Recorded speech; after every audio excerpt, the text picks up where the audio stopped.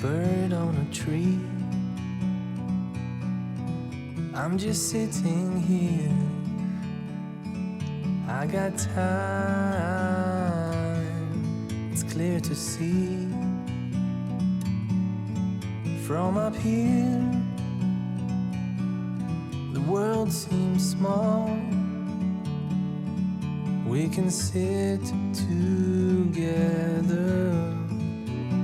It's so beautiful, you and me. We meant to be in the great outdoors, forever free.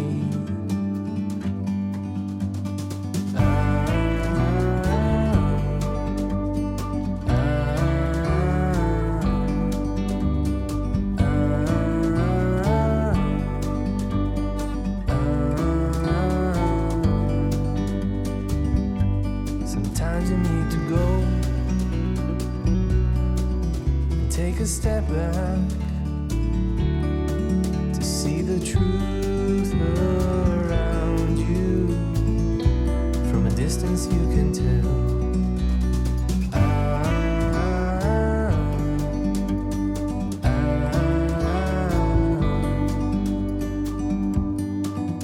You and me were meant to be in the great outdoors, forever free. You and me meant to be in the great outdoors, forever free.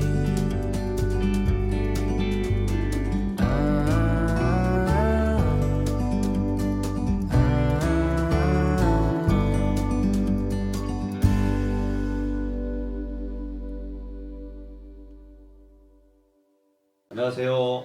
안녕하세요. 어버이 학교 시간이 들어왔는데 오늘 가까운 곳에서 매우 흥겨운 축제가 벌어지고 있어요.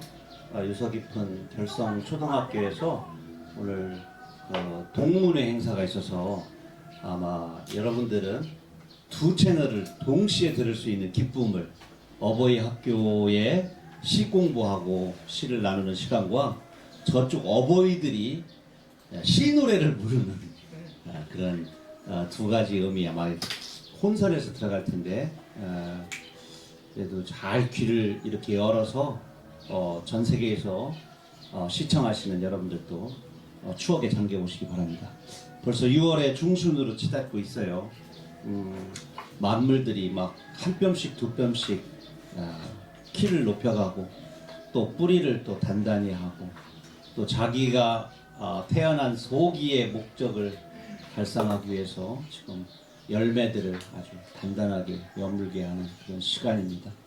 우리들에게도 좀 성숙한 시간이 되어야 할 텐데 언제나 이 어버이 학교를 하면서 느끼는 바는 세상의 청소년들 또 어린이들에게 주어진 환경들은 언제나 힘들고 또 고달프고 또 우리가 몰랐던 또 믿었던 많은 또 뉴스를 접하게 되면서 안타까운 마음을 갖게 되는 것 같아요. 여전히 말하지만 이 시간은 명쾌한 답을 내리기보다는 한번 질문의 시간을 갖고 또 고민해보는 시간. 그래서 그들의 호흡, 그들의 아픔, 그늘에 조금 가까이 다가가는 시간, 그런 어른의 자세 이런 것들을 공부하는 시간입니다. 그래서 이 어버이 학교를 할 때마다 뭐 마음이 후련하다 이거보다는 어른으로서의 어떤 책무 같은 거 이런 것들을 더 느끼게 되지 않는가 이런 생각이 들어요. 그간 까짓것 청비교육에서 나온 까짓것이라고 하는 청소년 시집에서 이거는 두 번째 청소년 시집 아직 오지 않은 나에게를 시작하도록 하겠습니다. 다시 한번 박수로서 힘들지만 우리가 힘을 내서 가도록 하겠습니다. 이 시집의 처음 제목을 다룰 때 어떻게 할까 그런 생각을 좀 했었어요. 아직 오지 않은 나에게. 후보로 올라갔던 제목 중에 지금까지 기억에 선명하게 남는 것은 얼룩말은 얼룩이 생명이다. 이런 제목이 있었어요. 얼룩말은 얼룩이 생명이다. 그래서 청소년기에 또 청춘을 겪으면서 갖게 되는 또 겪게 되는 그 아픔과 상처, 이것이 어떻게 치유가 되느냐에 따라서 문의가 되고 또 향기가 되는 스스로를 단단하게 하는 그런 시간이 되었으면 하는 바람으로 얼룩말이 얼룩이 없다면 어떻게 얼룩말이겠느냐. 그냥 백말이거나 검정말이거나 그러겠죠. 그래서 우리들에게 주어지는 상처나 고민, 질풍노도라고 그러죠. 그 성난 파도와 같은 그 시간들이 남긴 상처를 우리의 청춘의 훈장으로 삼자, 이런 어떤 생각으로 그 제목을 생각했었는데 이제 후보가 되는 몇 개의 제목, 너댓 개의 제목을 칠판에 쓰고 제가 수업하는 학생들한테 내가 너희들을 위한, 너희들이 읽을 만한 시집을 하나 지금 꾸리고 있는데 한번 손을 들어보자 그랬더니 단연코 60-70%의 아이들이 아직 오지 않은 나에게를 선택했어요. 그때 제가 깜짝 놀란 것 중에 하나가 우리 친구들이 갖고 있는 자신에 대한 미래, 자신의 미래에 대한 희망, 이런 것들이었어요. 지금 내가 가지고 있는 내 모습보다 훨씬 더 크고 희망적이고 하여튼 긍정적인 나를 기다리고 있고 내가 그걸 꾸려갈 수 있겠다라고 하는 그런 희망의 메시지를 받기 때문에 너무 감사하게 고맙다고 하고 이 제목을 책 제목으로 삼았습니다. 지금도 아주 잘했다는 생각이 들어요. 저 개인적으로도 지금의 이정록보다 아직 오지 않은 이정록이가 분명 있을 것 같은 그런 생각. 화심 선생님은 어떻게 아직 오지 않은 나는 어떤 모습일 것 같습니까? 지금이 너무 행복해서 더 바라지 않는데 지금이 좋습니다. 그래요? 네. 구체적으로 구체적으로 뭐가 좋아요? 뭐 세 가지. 미모, 건강, 재산. 너무. 우울한 생각을 안 하는 이 사고방식. 날마다 날마다 평범하게 지나가고 날마다 고민이 없는 거. 아무튼 무난한 하루하루. 일상. 네. 그 인사말 중에 이런 거 있어요. 여전하시죠? 그러죠? 여전이라는 게 그게 같을 여자하고 앞전자랑 새로운 일이 안 생긴 거, 그 일상이 얼마나 고마운지에 대한, 참 그러고 보면은 우리가 이러잖아요. 이가 아플 때 이런 생각을 해요. 이만 아프지 않으면 살 것 같아. 그렇죠? 그리고 어떤 고통의 시간이 딱 다가오면 이 문제만 해결이 되면 감사한 마음으로 살아야겠다, 이런 생각을 또 하는데 금방 또 잊고 또 새로운 것을 원하고 꿈꾸고 또 불안해하고 더 원하게 되고 그런 것 같아요. 근데 참 긍정적이죠. 근데 이런 면은 또 있는 것 같아요. 청소년들은 잘하는 세대이기 때문에 어제하고 오늘이 조금씩 이렇게 진화하고 진보해야 되잖아요. 요즘에 진화라는 말 많이 쓰는 학생들이. 그런데 우리들은 지금 오늘이 가장 젊은 날이고 오늘이 가장 주름이 적고 뭐 그렇다고 그래요. 오늘이 가장 예쁜 날이래요. 젊은 날이래요. 근데 그래도 마음속에 어떤 꿈을 놓지 않는 한 그 꿈이 더 큰 봉우리가 되고 더 큰 키의 나무가 돼서 좋은 그늘을 드리워서 그 그늘 밑에서 쉬는 많은 사람들과 함께하는, 우리가 이제 요즘에 선한 영향력 이런 말 많이 쓰잖아요. 그런 기대가 또 있는 것 같아요. 우리 장석 쌤은 어떤 아직 오지 않은 나가 있다면 뭐가 있겠어요?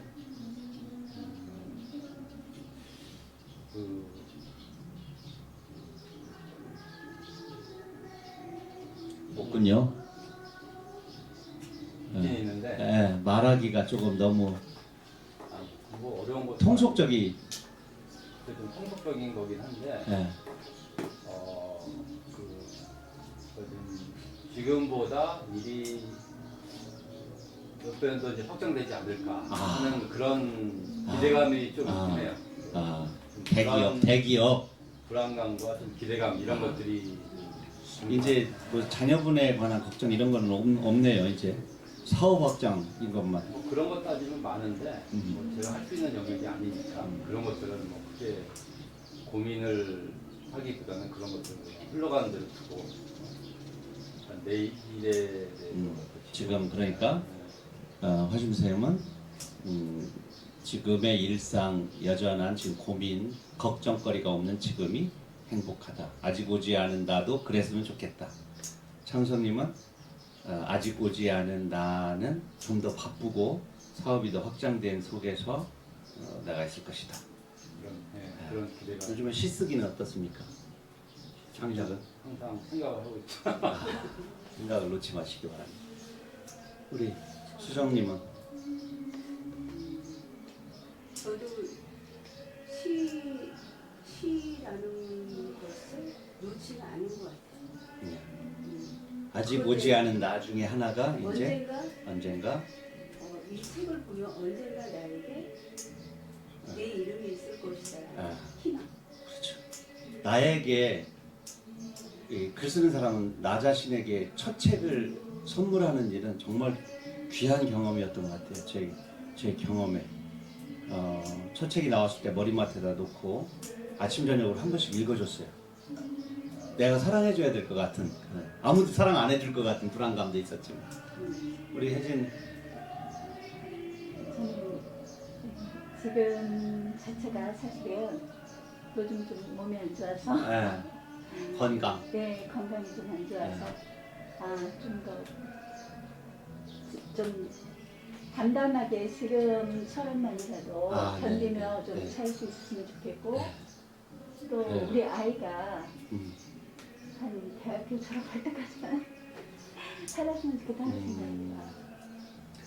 근데 다들 나는 이제 우리가 이제 나이를 먹다 보면 어느 날 막 너무 건강한 친구들을 잃게 되는 경험들을 좀 했어요. 그래서 언제나 하루 미래의 나를 또 꿈꾸지만 그 미래는 하루하루가 다 쌓여서 되는 거잖아요. 그래서 지금 이 순간 오늘 하루 그리고 내일 아침 정도 일을 잘 꾸려나가는 것들이 좋지 않을까. 오늘 새로 한복을 입으셨던데 혜지 씨 아직 오지 않은 나의 모습을 한번 생각해 본다면 지금보다 더 조금 더 발전된 어떻게 발전되고 싶어요? 조금 더 사람들한테 좀 달라졌네 이런 이렇게 인정받는 그래도 하여튼 성형 같은 거 이런 거 하지 마세요. 내면의 꽃이 활짝 펴서 바깥에서 바뀌어지고 이런 것들. 그리고 이제 저는 이곳에서 지금 이 일을 시작한 우리 혜진 씨 같은 경우는 여기에 각 분야에서 20년, 30년, 40년 오랫동안 자기 분야의 전문가의 길을 걸은 많은 분들을 만나게 되잖아요. 사진작가도 만나게 되고 화가님도 만나게 되고 또 학자도 만나게 되고 또 작가도 만나게 되고 가수도 만나고 하면서 저는 젊으시니까 나에게 가장 많은 시간을 투자할 어느 한 분야에 줄기를 하나 잡는 거. 그래서 그게 20년, 30년 지났을 때 축적이 되면 정말 이제 전문가의 어떤 모습이 또 펼쳐지겠죠. 또 기획일도 그렇고 문화를 사랑하는 좋은 문화 일꾼으로 성장해 주시기 바랍니다. 또 저기 사회복지 공부도 하신다고 그러니까 그 일도 잘 이어물길 바라겠습니다. 지금 바깥에는 또 계속해서 우리 초등학교 동문들의 분위기가 좀 업되고 있습니다. 우리도 이에 질세라 씩씩하게 가겠습니다. 이 시집의 시인의 말은 아주 짧습니다. 한번 같이 읽어볼까요? 시작. 청춘은 텃세가 철새로 날아오는 데다. 청춘은 텃세가 철새로 날아오는 때다. 근데 이게 이제 과학적으로 보면 텃세하고 철새가 위아래의 개념은 아니거든요. 다만 철새는 어딘가를 향해서 도전을 하잖아요. 날아가고 그런 비상을 하고. 근데 또 반대로 과학적으로 에이 좀 춥다고 남쪽으로 가고. 이게 철새들의 운명인데 에이 이거 과학적으로는 안 좋은 말이에요. 이렇게 할 수도 있어요. 그래서 제가 철새하고 텃새하고 이 내 의도는 앞에 청춘은이라고 A는 B이다. 그러니까 집을 중심으로 내가 지금까지 살았던 곳을 중심으로 뱅글뱅글 도는 그러한 작은 텃새가 아니라 높은 기류를 타고 높은 곳으로 날아올라서 낯선 어떤 곳을 두려워하지 않고 그곳까지 날아가는 요즘에 농담 중에 그런 거 하대요. 발 중에 최고 큰 발이 뭐냐고. 아재 개그 글로벌이라고. 그 글로벌한 어떤 그 어떤 사유 지구의 반대편까지도 그냥 공 굴리듯이 공깃돌 굴리듯이 생각하면서 헐헐 날개를 치는 그런 의미로서의 철새입니다. 요즘에 실제적으로 그런데 이제 심각한 것 중에 하나가 철새의 텃세화라고 혹시 들어봤어요? 철새로 날아왔는데 안 가는 거야. 청둥오리라든가 여름철 대표적인 철새였던 백로 이런 거. 그리고 이것들이 이구에서 먹이 활동이 가능한 거예요. 거기 가면 또 경쟁력이 너무 심한 거예요. 여기 남아보니까 경쟁력이 아주 다른 친구들은 다 갔는데 남아보니까 견딜만해. 쟤 안 갔던 애 아니야? 그럼 나도 안 갈 거야. 이러면서 놀러 앉은 친구들이 있고 예전에는 이렇게 북쪽에서 남쪽으로 남쪽에서 북쪽으로 이렇게 움직였잖아요. 근데 요즘 철새들의 또 하나의 특징 중에 온난화 현상 이후의 특징 중에 하나가 횡으로 여기에 개체수가 30만 마리다. 그럼 내가 횡으로 이렇게 좀 이동을 해가지고 개체수가 좀 적은 곳에 가서 짝짓기 또 먹이 활동 원활한 곳으로 가는 거죠. 철새 중에 이런 경우도 있다고 그래요. 횡으로 이동하는 철새 중에는 군집을 버리고 외로움을 선택하는 이유가 생존에서 밀려난 아이들이 또 그렇게 횡으로 또 날아가는 일들이 요즘에 생긴다고 해요.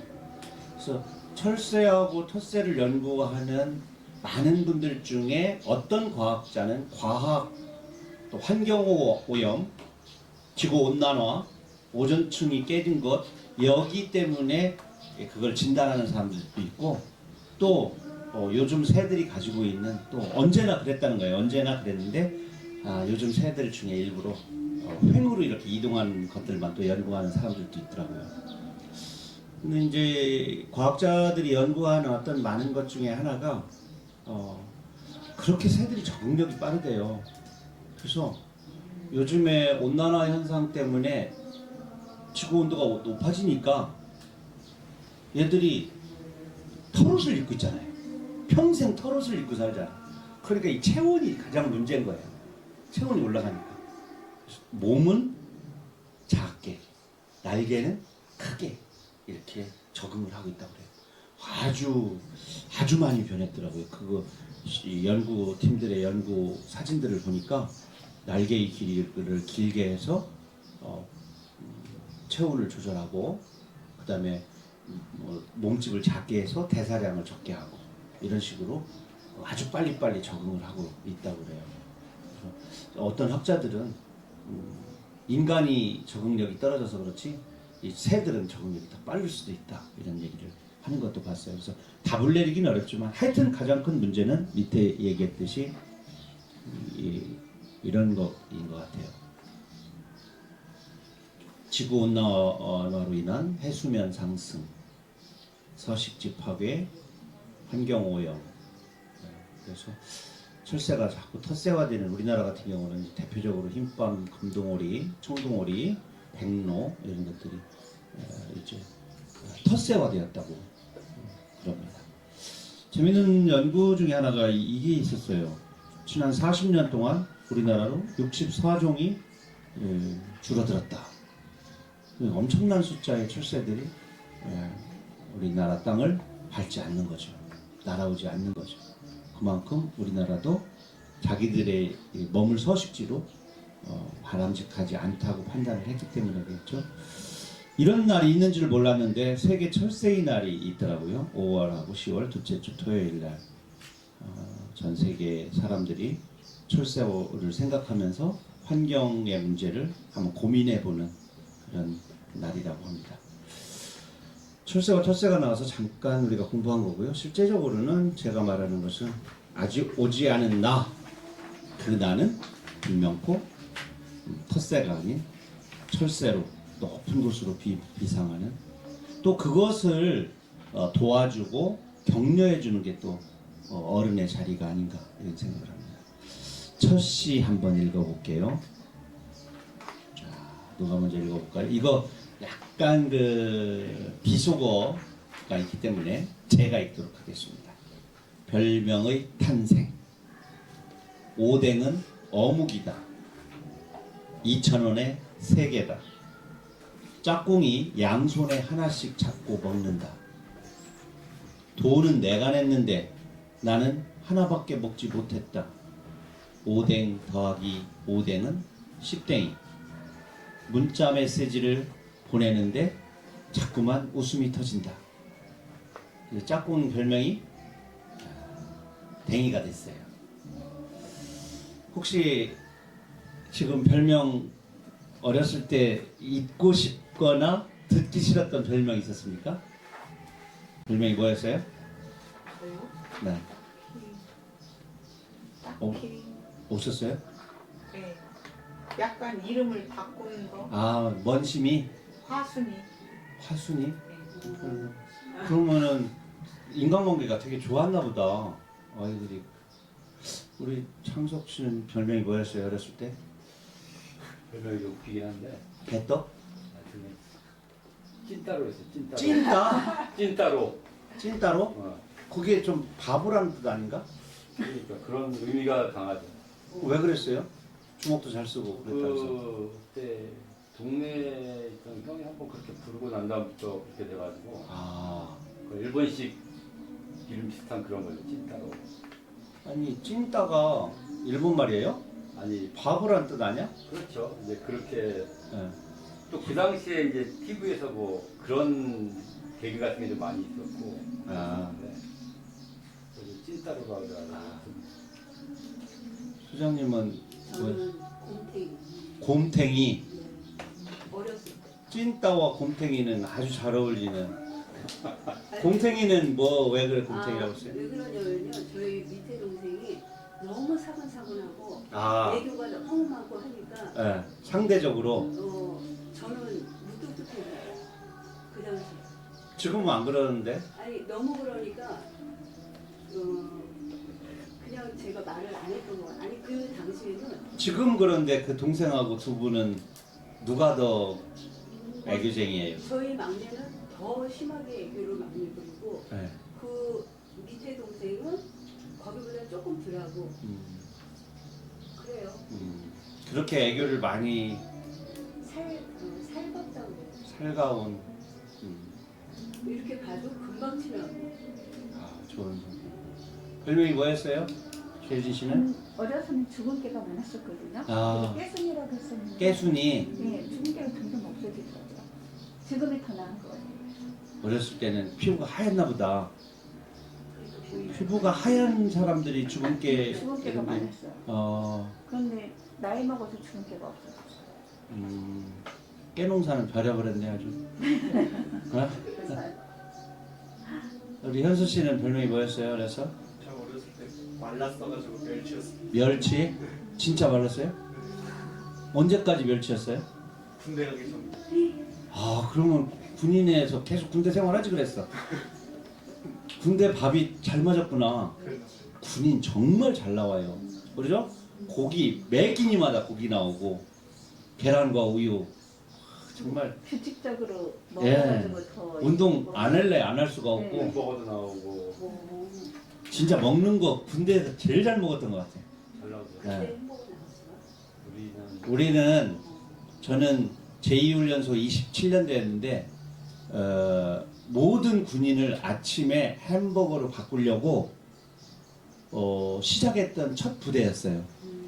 그래가지고 쓰레기장이 쓰레기가 안 탔어. 다 버려가지고 감자 으깨고 계란 넣어서 우리가 이렇게 해서 먹어야 되는데 여러 종류를 하는데 결국 우리 연대가 훈련병들이나 우리 기관병들의 이 위장병이 너무 심해져가지고 이제 없애버렸죠. 우리 군대하고는 안 맞는다. 그래가지고 하여튼 우리가 햄버거 못 먹게 만든 그 기억나요. 86, 7, 85, 6, 7 그때 6년도였던 거예요. 86년도, 7년도. 우리 혜진 양 별명이 뭐였어요? 예쁜 별명 있었을 것 같아요. 저는 토끼이빨 있어가지고 네. 약간 토끼이빨도 있고 토끼 닮았다 그래서 네. 끼끼였어요. 토끼? 끼끼. 끼끼? 네. 아, 또 변화를 좀 줬네요. 예? 토끼를 끼끼. 그럼 나중에 그 이름 같은 경우는 무슨 동화 같은 데다 써먹을 수 있을 만큼 이쁘다. 강아지 이름 같은 것도 끼끼 좋네. 예. 이 방송을 또 보고 또 전국에 또 개들 이름이 또 끼끼 또 생겨날 수 있겠네. 저는 이정록의 별명 변천사 이렇게 써놨어요. 6살에 학교를 갔더니 당연히 별명이 애기였어요. 이 별명은 지금까지도 동창회 가면 아이들이 나보고 애기라고 그래요. 한때 수염을 6, 7년 동안 동그랗게 이렇게 길렀잖아요. 수염 기르고 가도 애기라고 하더라고. 그런데 이정록이라고 뒤에 록자가 있으니까 녹두장군이라고 그랬어요. 녹두장군. 좋았어요. 기분 그때. 녹두장군이라고 불렀을 때. 왜냐면 녹두장군 전봉주는 우리들 민중 속에서 영웅이잖아요. 우리 어린아이들도 안단 말이야. 특히 홍성 같은 경우는 이 동학혁명군의 아주 유구한 역사를 가지고 있는 동네에서 어려서부터 잘 알았죠. 내가 급수가 상당히 애기였다가 장군으로 왔다리 갔다리 하는 거죠. 근데 제 이름이 이정록의 록자가 지금 기록할 록자를 쓰는데 애초에 아버지가 이렇게 준 이름의 한자는 풀 록자였어요. 근데 그거를 손에다 꼭 쥐고 홍동 면사무소까지 가는 8km를 갔던 리장 아저씨의 손에서 그 잉크가 번져가지고 잘 안 보인 거예요. 그러니까 면사무소 호적계를 보고 있던 분이 호적 등록부를 딱 덮으면서 이 글자하고 같지 아니요? 이렇게 된 거야. 거기 호적 등록할 때 록자가 기록할 록자를 써요. 그래서 맞네. 그래가지고 기록할 록자가 됐어요. 아버지는 그게 계속 마음에 걸리셨어요. 앞에 오얏나무 이자에다가 쥐똥나무 정자인데 두 개 다 나무인데 그게 푸르게 이렇게 성장을 해야 되는데 기록할 록자가 있으니까 두 개가 안 어울린다고 생각하신 거죠. 그때 당시는 저쪽 부여에 우리나라의 정치기에 2인자가 있었어요. 지는애가 넘보셔요. JP요 JP. 임채무가 제3공화국에서 주연을 맡았던 김종필이 충청도에서는 최고의 파워였고 국내 2인자였잖아요. 그러니까 우리 아버지가 그 필자를 쓰고 싶은 거야. 그 필자는 반드시 필자 앞에 삼수변이 붙어있는 필자예요. 물 졸졸 흐를 필자예요. 앞에 나무가 두 개 있으니까 물이 촉촉하게 흐르면 좋은데 필자를 쓰는 김종필의 그 필자가 많아진단 말이에요. 그러니까 이정필로 이름을 바꿔요. 제 이름을. 근데 집에서만 부르고 한자도 나만 쓸 줄 알지 호적을 안 바꾸셨어. 그냥 이제 또 다른 이름 하나를 더 가진 거죠. 이 동네에서 아버지가 항상 나를 부를 때 정록이라고 절대 안 부르는 거야. 정필아 이렇게 부르는 거야. 그래 애들도 이제 정록이라고도 부르고 정필이라고도 부르죠 동네에서. 근데 녹두장군이었다가 별명이 갑자기 바뀌는 거예요. 피라미드. 근데 그 좋아하겠어요? 피레미 같다 그러면 무슨 뜻이요? 요리조리 막 책임 안 지고 무책임하고 좀 잘 빠져나가고 이런 좀 부정적인 이미지가 있는 별명이잖아요. 그런데 이제 아버지가 93년도에 돌아가시고 난 다음은 이 지구상에 나를 이정필이라고 부르는 사람이 한 명도 없어진 거야. 아무도. 그러니까 자연스럽게 이정필이라는 이름은 사라지고 별명도 사라지고 이렇게 그런 것 같아요. 근데 이제 98년도, 99년도 이때쯤에 소설가 이문구 선생님을 이제 뵙게 돼요. 이문구 선생님은 저에게 계속 단편 소설을 쓰라고 그러셨죠. 그런데 그때 함께 문단을 어울려 다니면서 시골에서 놀았던 사람이 서산의 유용주 소설가하고 한창훈 소설가. 유용주는 이제 시인이자 소설가죠. 그때 뭐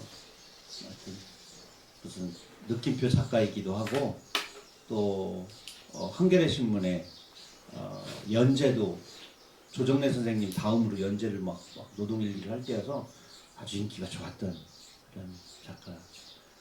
보령의 안학수 동시작가. 그다음에 나 이렇게 주로 어울려 다녔어요. 뒤에 이제 뒤늦게 안상학 시인이 합세를 하고 박남준 시인이 합세를 했지만 고전에 그렇게 4명이 들어다녔어요. 근데 거기 4명 중에 매달 월급 타는 사람이 누구야? 그때가 그 팀의 교주였어요. 그 모임 이름을 이무선이 뭐라고 지었냐면 서해안 주당파 모임이라고 했어요. 그래서 그게 서주교야. 서주교. 서주교가 생겨나고 그 교주가 저였어요. 그래서 그분들 지금도 만나면 나보고 교주님 그래. 뭐 교주님 할 때마다 지갑을 열어라 이런 뜻이죠. 아니 얼마든지 열 수 있는데 이들의 특징은 한번 술을 먹으면 3일 정도 먹습니다.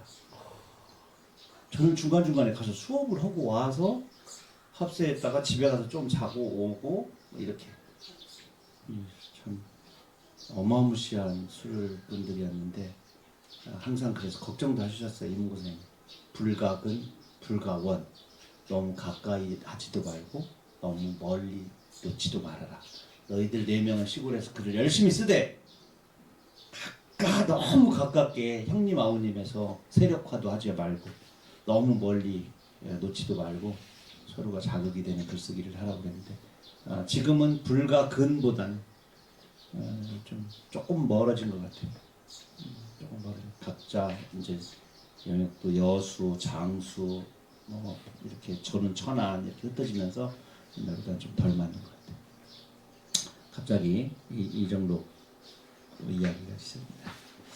별명 이야기가 있었어요. 다음 시는 청춘장명소입니다. 이 시를 읽으면서 여러분들은 이걸 잘 생각해 보세요. 이게 이제 여러분들 때는 사물함이 없었죠. 지금 나무로 된 사물함 열쇠 장치를 자기가 낄 수가 있어요. 그래서 어떤 아이들은 주먹 열쇠 잠수를 놓고 어떤 아이들은 비밀번호가 되어 있는 견물통을 쓰기도 하는데 그 안에는 책을 넣을 수도 있고 신발도 넣을 수도 있게끔 2단으로 되어 있어요. 신발도 그냥 크죠. 나름대로 옛날보다 많이 커졌어요.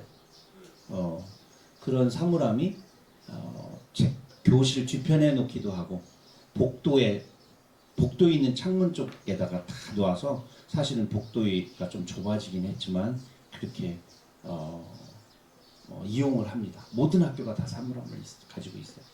근데 그 사물함 이름 짓기가 수행평가인 선생님들에 관한 이야기예요. 근데 아이들이 다 자기 이름을 그 사물함에다 이렇게 써서 그 안에다가 이렇게 학번하고 이름하고 해서 사물함 이름을 썼는데 그 이름 중에서 이 청춘들 고등학교 학생들이 이 사물함을 어떻게 명명하는지에 대해서 보면은 정말 기가 막힌 상상력과 또 그 시대에 겪는 자기의 암울한 마음 또 아직 오지 않은 나에 대한 기대 이런 것들이 그 안에 다 담겨 있어요.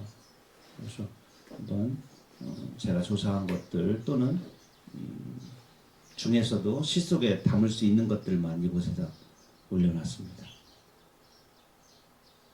천천히 읽어보겠습니다. 요번까지만 제가 한번 읽어볼게요. 청춘 장명소. 김춘수 시인의 꽃을 배웠다. 오늘 수행평가는 개인 사물함에 청춘 이름표를 붙이는 거다. 방귀 저장소. 이미 털림. 아이유 남친 집. 타조 부하중. 서울대 정문. 미쳐야 미친다. 개조심. 1급 비밀. 미래 보관함. 파고 높음. 네모난 생각. 참고서 창고. 여기 없음. 사물놀이. 청춘 교도소. 꿈의 통조림. 사각 팬티. 두부 상자. 참을 수 없는 무좀 양말의 가려움. 어두운 사각 린. 1등급 푸주간. 남이 열면 터짐. 독수 공방. 도둑손 절단. 폭발물 보관함. 대학은 군대. 놓고 가라. 열면 삼수. 희망 열림. 청춘 만다라. 대박 산맥. 문학 선생님은 칠판에 꿈의 바다라고 쓰며 희망을 부풀렸지만 반장은 질풍노도의 고해라고 답했다. 내가 그의 이름을 불러주었을 때 그는 나에게로 와서 꽃이 되었다지만 우리는 꽃을 찾았을 때만 이름을 불렀다.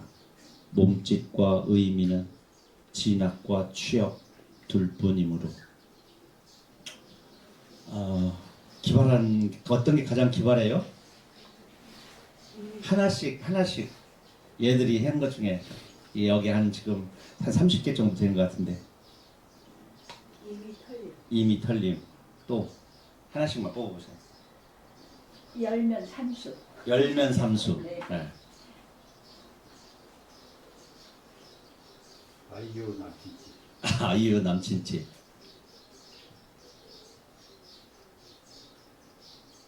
방귀 저장소도. 방귀 저장소.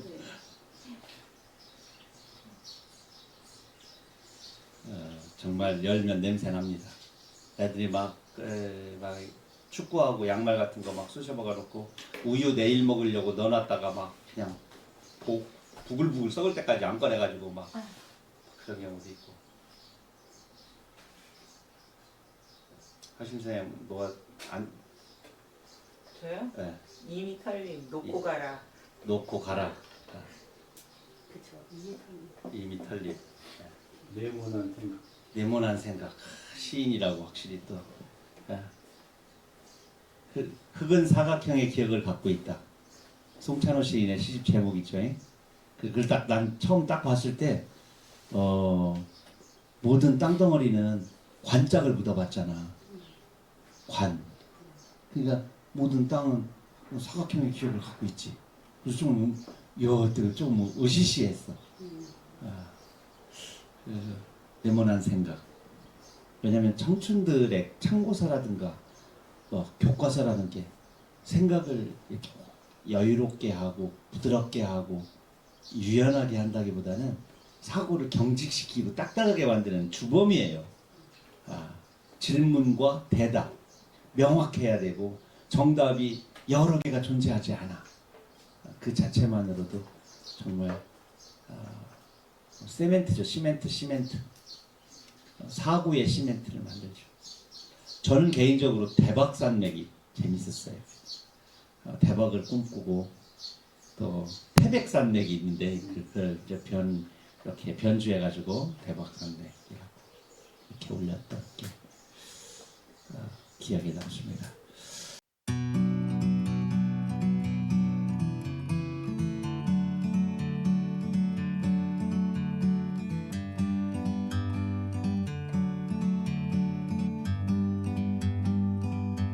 Like a bird on a tree,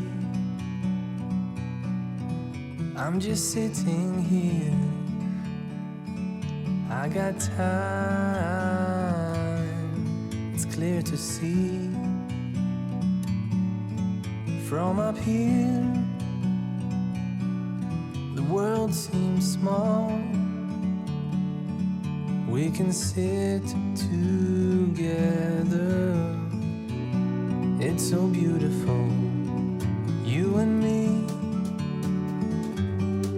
We meant to be in the great outdoors, forever free.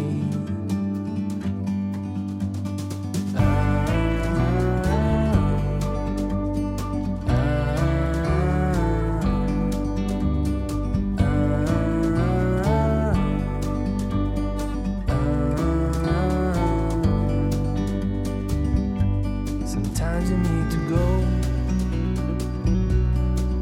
and take a step back